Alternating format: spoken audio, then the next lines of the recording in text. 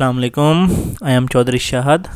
हम जो है वो chapter number 18 DC motor Handa book का कवर कर रहे हैं।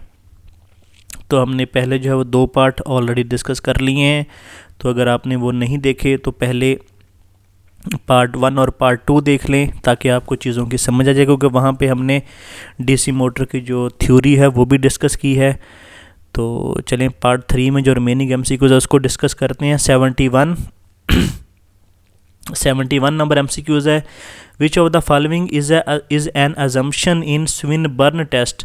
तो इसमें हम अजम्पशन क्या कंसिडर करते हैं कि decrease in, option number B, decrease in flux due to increase in shunt resistance by heating is negligible.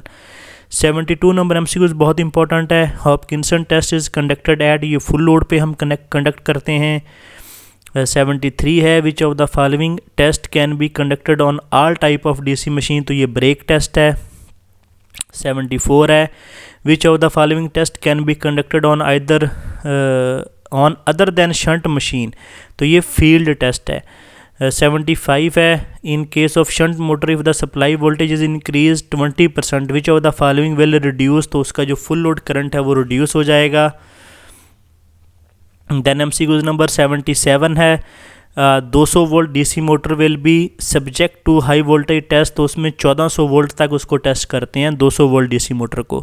78 है। In DC motor which of the following can sustain the maximum temperature rise, तो maximum temperature rise आपका field winding में होता है। 79 है। In class B DC motor the maximum permissible temperature rise in armature winding is, उसमें 75 degree तक होता है क्लास बी में। 81 नंबर एमसीक्यूज़ है। डीसी शंट मोटर है, उसमें एक हमने resistance R1, external resistance R1 in the field circuit, R1 हमने फील्ड सर्किट में लगाई है। R2 in the armature circuit, R2 जो रेजिस्टेंस है वो आर्मेचर सर्किट में लगाई है।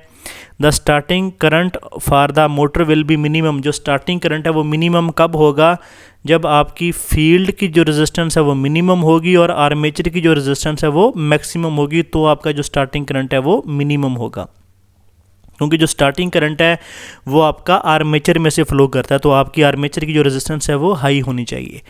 82 है। In DC motor speed control by varying the armature circuit resistance provide, तो वो कांस्टेंट टार्क ड्राइव बन जाता है। अगर हम जो है वो आर्मेचर सर्किट की रेजिस्टेंस से जो है वो स्पीड कंट्रोल करेंगे तो उसको क्या बोलेंगे, कांस्टेंट टार्क ड्राइव। उसके बाद 84 नंबर एमसीक्यूज़ है। इसमें क्या है कि differential compound DC motor runs at full load speed 480 RPM. एक हमारे पास डिफरेंशियल कंपाउंड मोटर थी, वो 480 आरपीएम पे चल रही थी। No if the series field of the motor is short circuited, हमने जो सीरीज़ फील्ड थी उसको कर दिया ख़त्म, तो जो उसकी फुल लोड स्पीड है वो कितनी हो जाएगी। अब कि मैंने आपको बताया था कि जो हमारी डिफरेंशियल कंपाउंड मोटर है उसमें क्या होता है कि ये वाला फ्लक्स 14 वेबर किसका होता है, आपका शंट फील्ड का, जिसको हम मेन फील्ड भी बोलते हैं। और ये 4 वेबर किसका होगा, जो उस आर्मेचर के साथ सीरीज़ में एक फील्ड वाइंडिंग लगी होगी, 4 वेबर वो होता है। अब डिफरेंशियल कंपाउंड मोटर में जो मेन फ्लक्स हमारा बनता है वो क्या बनता है, माइनस हो के 14 - 4 हमारा मेन फ्लक्स कितना बन रहा था, 10, जब हमारी सीरीज़ फील्ड वाइंडिंग हमारे मोटर में काम कर रही थी। अब हमने क्या किया कि सीरीज़ फील्ड वाइंडिंग को शॉर्ट सर्किट कर दिया, मतलब उसमें करंट क्या हो गया, 0। तो ये 4 वेबर जो उसमें से माइनस हो रहा था ये कितना हो गया, ये 0 हो गया। अब मोटर का मेन फ्लक्स कितना बन गया, पहले 10 था, अब ये 14 हो गया, मतलब हमारा 4 वेबर हमारा फ्लक्स क्या हो गया है, इंक्रीज़ हो गया। तो जब फ्लक्स इंक्रीज़ होगा तो स्पीड क्या करेगी, रिड्यूस हो जाएगी, क्योंकि स्पीड बन जाएगी 480 से लेस देन 480 आरपीएम बन जाएगी। उसकी रीज़न क्या है कि हमारा फ्लक्स इंक्रीज़ हो गया, तो स्पीड क्या होगी, डिक्रीज़ हो जाएगी। जो फ्लक्स हमारे मेन फ्लक्स से माइनस हो रहा था वो ख़त्म हो गया, तो हमारा फ्लक्स इंक्रीज़ हो गया और स्पीड आपकी डिक्रीज़ होगी। लेकिन कम्युलेटिव कंपाउंड में उल्ट होता है। Cumulative compound motor DC motor runs at full speed 480 RPM. No if the series field of the motor is short circuited then the full load speed. अब कम्युलेटिव कंपाउंड में क्या होता है, जो आपका मेन फ्लक्स बनता है वो ऐड होके बनता है।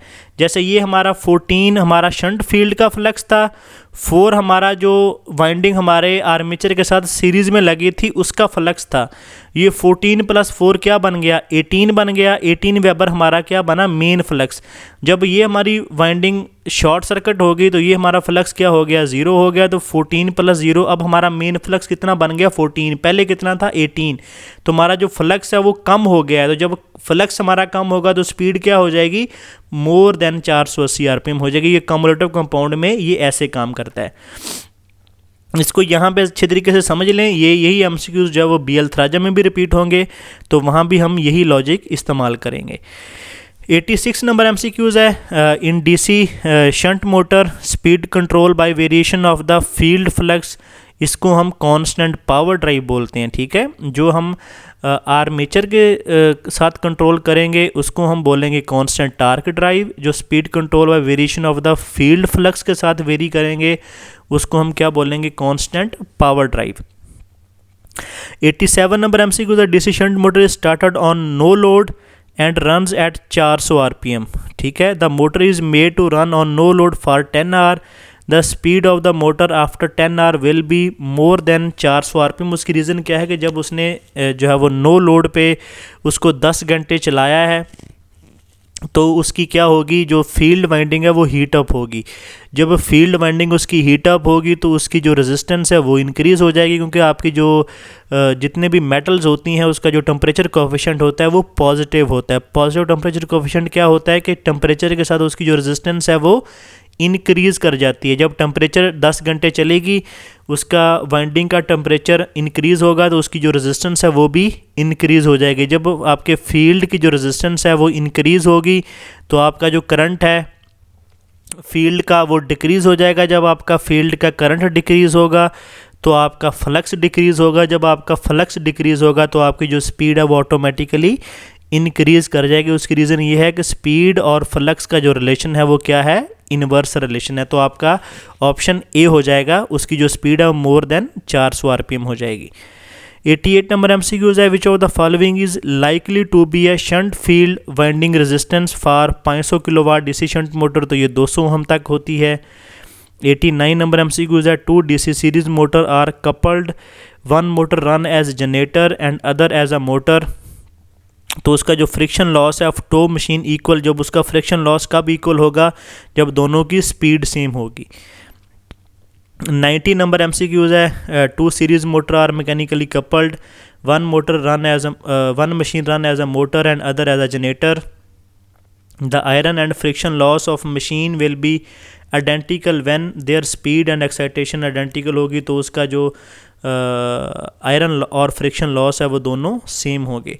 91 नंबर एमसीक्यूज है, in series parallel control method when 2 DC motor are connected in series the speed of the combined set, जब हम उसको सीरीज़ में कनेक्ट करेंगे तो उसकी जो स्पीड होगी वो 1/4 हो जाएगी पैरेलल कनेक्शन में। मैंने आपको बताया था कि जब 2 मोटर पैरेलल में कनेक्ट होंगी तो उसकी जो स्पीड है वो 4 टाइम हो जाएगी, जब सीरीज़ में कनेक्ट होंगी तो उसका जो टार्क है वो 4 टाइम हो जाएगा।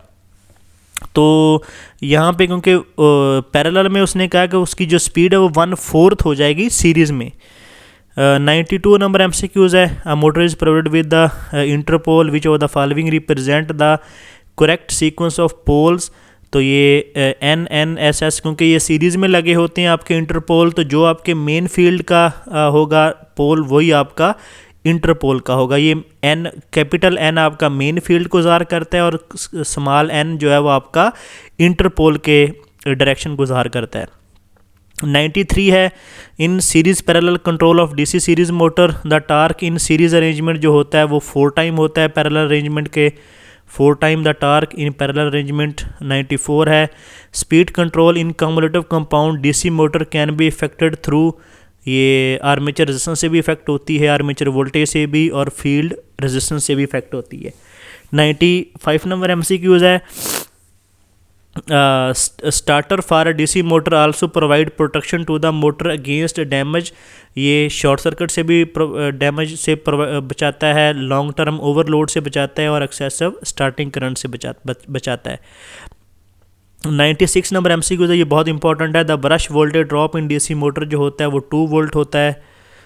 उसके बाद आपका है 99 नंबर MCQ है। In case of starting resistance of series motor is short circuited, the motor जो होगी वो run at very high RPM। अगर आपने उसकी जो स्टार्टिंग रेजिस्टेंस है सीरीज़ मोटर की वो आपने शॉर्ट सर्किट कर दी है तो। उसके बाद है MCQs नंबर 101 है। The speed of DC shunt motor can be controlled by, तो ये changing the field resistance, changing the terminal voltage, inserting the resistance in series with the armature current. 102 है। When the direction of power flow reverse in differentially compound motor, तो क्या करेगा वो cumulative compound generator बन जाएगा। उसके बाद है MCQs नंबर 104 है। इन permanent magnet DC motor which method of speed control can not be use. अगर हम परमानेंट मैग्नेट यूज़ कर रहे हैं तो उसकी हम फील्ड करंट उसका चेंज नहीं कर सकते, क्योंकि परमानेंट मैग्नेट में जो फील्ड होता है वो कांस्टेंट होता है। 105 है। When direction of the power flow cumulative compound motor में अगर रिवर्स होगा तो वो डिफरेंशियल कंपाउंड जनरेटर बन जाएगा। देन MCQs नंबर 109 है। इलेक्ट्रिकल डिग्री और मैकेनिकल डिग्री में क्या रिलेशन होता है? 2 into electrical degree is equal to P into mechanical degree. 110 number MCQs बहुत इंपॉर्टेंट है, ये अक्सर टेस्टों में आया होता है कि फ्रॉग लेग वाइंडिंग होती है, ये कंबाइंड लैप और wave winding on the single router. अगर हम लैप वाइंडिंग और वेव वाइंडिंग दोनों रूटर में कर देंगे तो उसको हम फ्रॉग लेग वाइंडिंग बोलते हैं। 111 नंबर MCQs है। The function of field regulator for compound motor जो होता है वो कंट्रोल, उसका जो फ्लक्स कंट्रोल करता है। देन MCQs नंबर है 116। Electromagnetic torque and speed are in same direction, ये मोटर में होता है। 117 नंबर MCQs है। The generated EMF and current are in opposite direction, ये मोटर में होता है। 118 नंबर MCQs है। जो एडी करंट लॉस है इसके फार्मूले में जो V होता है ये stand for volume of iron part के होता है। 119 नंबर MCQs है। The starting resistance is connected in, जो आपकी स्टार्टिंग रेजिस्टेंस है मोटर की वो सीरीज विद द आर्मेचर होता है, क्योंकि आपके आर्मेचर में करंट जो मैक्सिमम होता है तो हमने जो अब स्टार्टिंग में आर्मेचर करंट को कंट्रोल करना होता है, क्योंकि आपकी जो बैक EMF है वो भी आर्मेचर में होती है। 120 नंबर MCQs है। In case of compound motor is started with the open series field, तो मोटर आपकी जो स्टार्ट है वो नहीं होगी। 121 नंबर MCQs है। Which test can be used for estimating no load loss, तो आपका स्विनबर्न टेस्ट होता है जो नो लोड लॉस फाइंड करता है। 122 नंबर MCQs है। Which loss can be determined by the performing retardation test, से हम जो है स्ट्रे लॉस फाइंड करते हैं। 123 नंबर MCQs है। The function of the starter of DC motor, ये लिमिट द स्टार्टिंग करंट को लिमिट करता है। 124 है। If the speed of shunt motor is to be controlled between 0 and normal running speed, ठीक है, the most practical way to achieve this, insert the resistance of the suitable value to the series with the armature. अगर हमने जो है वो rated speed से कम करनी है, कंट्रोल कम करनी है, तो हम आर्मेचर से कंट्रोल करेंगे, और अगर हमने रेटेड स्पीड से ज़्यादा स्पीड करनी है तो फिर हम जो है वो फील्ड वाला कंट्रोल करेंगे, ठीक है। 125 नंबर MCQs है। During the normal operation of series motor the field circuit suddenly open, तो मोटर विल जो स्पीड होगी मोटर की वो इंक्रीज कर जाएगी। 126 है। The direction of rotation of compound DC motor can B effectively reversed by interchanging the, उसके अगर हम आर्मेचर के कनेक्शन चेंज कर देंगे तो उसकी जो डायरेक्शन है वो कम्युलेटिव कंपाउंड मोटर की वो चेंज हो जाएगी। 127 नंबर MCQs है। DC motor can be easily identified by, क्योंकि DC मोटर के साथ कम्यूटेटर लगे होते हैं जो कि AC को DC में कन्वर्ट करते हैं, तो इसीलिए इजीली हम उसको आइडेंटिफाई कर सकते हैं, क्योंकि हम जब वो इसीलिए जो DC सीरीज़ मोटर है उसी को यूनिवर्सल मोटर भी बोलते हैं। 128 है। A compound DC motor, the shunt field winding as compared to series field winding will have, जो शंट फील्ड वाइंडिंग है वो मोर नंबर ऑफ टर्न्स होती हैं और स्मॉलर क्रॉस सेक्शन एरिया की वायर की होती हैं। 129 है। A large shunt motor should be started perfectly using, इसमें हम कंपनसेटर यूज़ करते हैं जो लार्ज शंट मोटर है उसको स्टार्ट करने के लिए। उसके बाद 132 है नंबर एमसीक्यूज है, which of the following loss of motor decrease with the increase in load, ये नन ऑफ द अबव है। ये एमसीक्यूज बहुत दफ़ा टेस्टों में आ चुका है। 134 नंबर एमसीक्यूज है, the amount of flux leakage will depend upon, ये फ्लक्स डेंसिटी पे डिपेंड करता है, लेंथ ऑफ एयर गैप पे, शेप ऑफ मैग्नेटिक कोर पे, तो ये all of the above option आ जाएगा। देन एमसीक्यूज नंबर 137 है, the direction of rotation of cumulative compound DC motor can be reversed by reversing the connection of armature, क्योंकि जो जितनी भी हमारे कंपाउंड मोटर होती हैं इनके जो डायरेक्शन चेंज करनी है तो हम इसके आर्मेचर की डायरेक्शन चेंज, आर्मेचर के कनेक्शन चेंज करेंगे। 138 नंबर एमसीक्यूज है, which of the following test only one motor is required, तो ब्रेक टेस्ट में हमें सिर्फ एक मोटर रिक्वायर्ड होती है। 139 है, a field test for series motor, one motor drive the other motor as a separately excited generator. 140 number MCQs है, the in a field test field of two series motor are connected in series so as to make iron loss of both machine, उसके equal के उनके iron loss equal करने के लिए हम उसकी जो सीरीज़ फील्ड है होती है, जो उनकी फील्ड वाइंडिंग होती है उनको सीरीज़ में कनेक्ट करते हैं। 141 नंबर एमसीक्यूज है, when I is a moment of inertia, W is a angular speed, तो उसकी जो काइनेटिक एनर्जी का इक्वेशन बनेगी 1/2 आई ओमेगा स्क्वायर बनेगी। देन एमसीक्यूज नंबर 147 है, a DC series motor has linear magnetization with negligible armature resistance, तो उसकी जो motor speed will be inversely proportional to the square root of the T हो गई। 148 number MCQs है, compensating winding is provided in a DC motor, जो compensating winding है और interpole winding है वो हम क्या करते हैं, to prevent the commutator flash over upon the sudden change in load, मतलब जो कम्यूटेशन है उसको स्पार्कलेस करने के लिए हम जो है वो कंपनसेटिंग वाइंडिंग और इंटरपोल वाइंडिंग यूज़ करते हैं। 149 नंबर एमसीक्यूज है, a DC series motor is not started at no load because, क्योंकि it will run at dangerously high speed, DC series motor को हम नो लोड पे स्टार्ट नहीं कर सकते क्योंकि ये हाई स्पीड पे रन करती है। 150 नंबर एमसीक्यूज है, Hopkinson test on two same DC motor, तो ये iron loss of generating machine जो होगा वो मोर होगा मोटरिंग मशीन से। अगर हम हॉपकिंसन टेस्ट दो डीसी मोटर का लेते हैं तो जो आयरन लॉस होगा वो जनरेटिंग मशीन में ज़्यादा होगा, जनरेटर में ज़्यादा होगा और मोटर में कम होगा। तो ये था हमारा चैप्टर नंबर 18 डीसी मोटर हांडा का। तो अगर कोई एमसीक्यूज़ आपको समझ नहीं आया तो आप कमेंट कर दें, हम उसकी सेपरेट वीडियो बना देंगे तो ताकि चीज़ें आपको समझ आ जाएं। अच्छा, अब हमारे जो है वो इसमें 3 न्यूमेरिकल हैं जो कि मोटर्स के रिलेटेड हैं, ये टेस्टों में आ चुके हैं, तो इनका सलूशन हम अभी देख लेते हैं।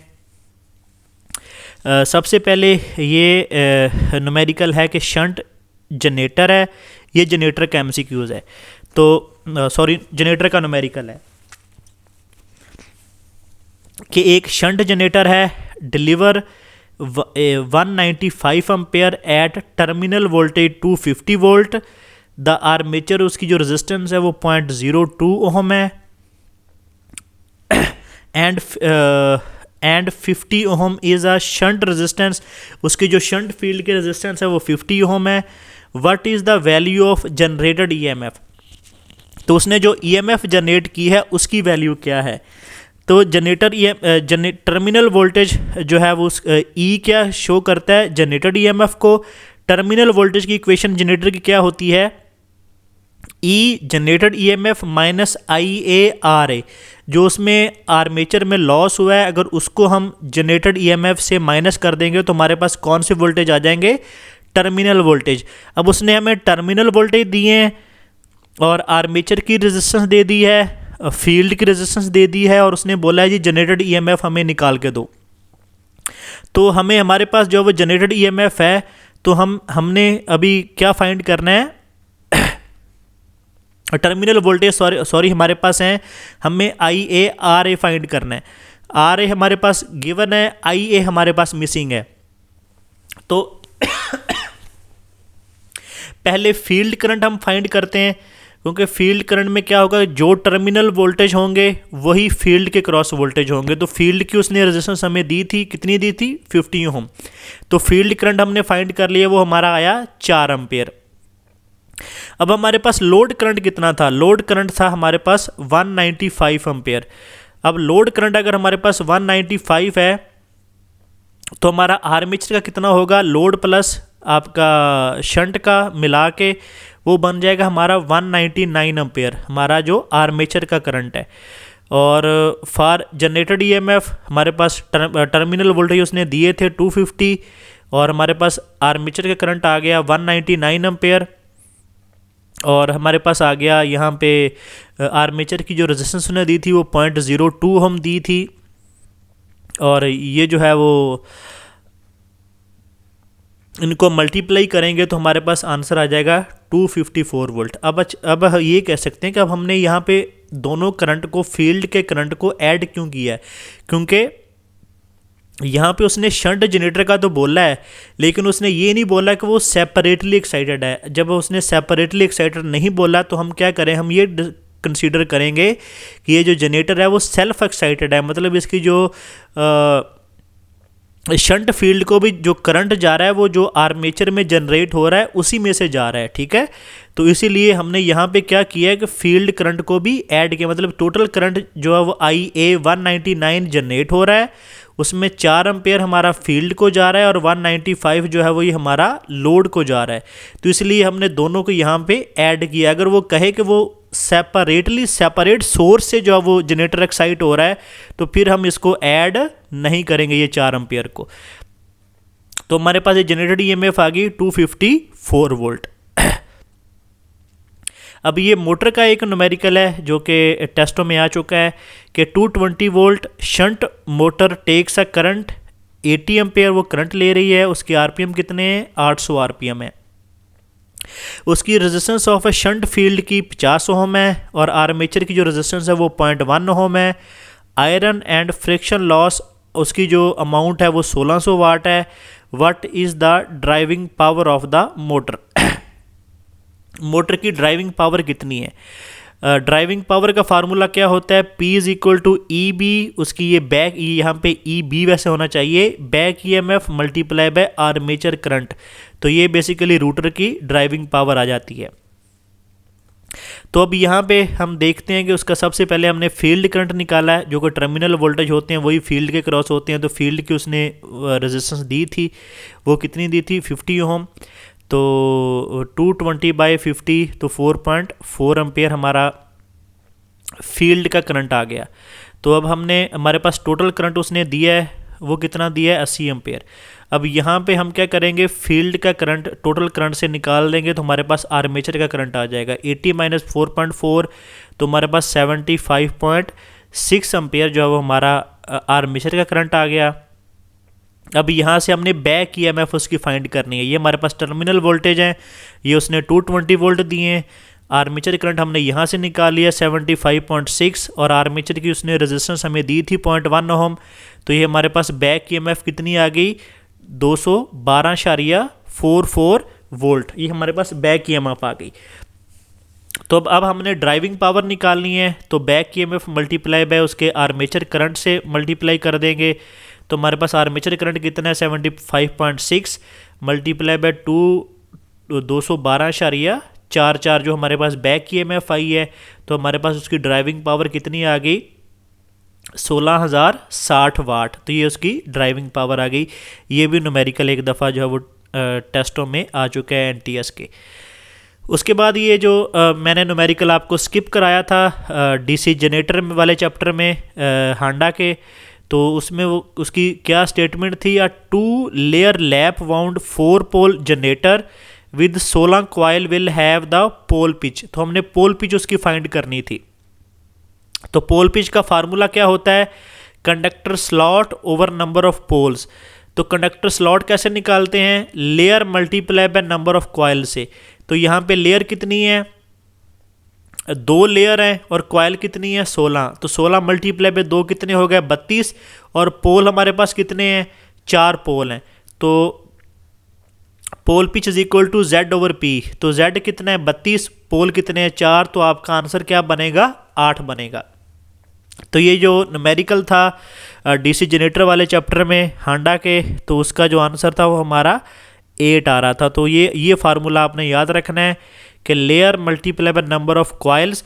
अच्छा हाँ, ये जो हमारे पास कंडक्टर उसने जो वो स्लॉट्स दी हैं, अगर यहाँ पे वो लेयर नहीं देगा, कंडक्टर स्लॉट दे देगा, ठीक है, तो फिर आपने उसको 2 से मल्टीप्लाई नहीं करना, फिर उसको आपने सिंपली पोल से डिवाइड कर देना है। अगर वो नंबर ऑफ कॉइल देगा और लेयर देगा तो फिर आपने उसको कंडक्टर स्लॉट में पहले कन्वर्ट करना है, उसको लेयर को और नंबर ऑफ कॉइल को मल्टीप्लाई करके और फिर उसको पोल से डिवाइड कर देना है, ठीक है। तो ये थे हमारे न्यूमेरिकल जो कि डीसी मोटर और डीसी जनरेटर के इम्पोर्टेंट थे। तो अगर कोई चीज़ समझ नहीं आई तो आप सिंपली कमेंट कर दें, हम उसकी एक सेपरेट वीडियो बना देंगे। तो और अगर आपको वीडियो अच्छी लगी हो तो वीडियो को लाइक कर दे, शेयर कर दे और चैनल को सब्सक्राइब कर ले।